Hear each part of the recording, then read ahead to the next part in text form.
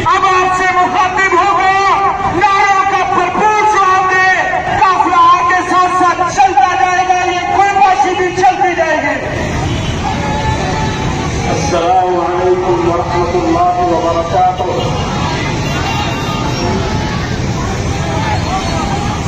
कई नारे लगाते हैं, इंशाअल्लाह ये मौका है। पाकिस्तान को मसाला बनाने किया, बुनियाद क्या थी, वो याद करने की। पाकिस्तान का मतलब क्या? ये ला इलाहा इल्लल्लाह ही असल बुनियाद है। पाकिस्तान का मतलब क्या? तेरा में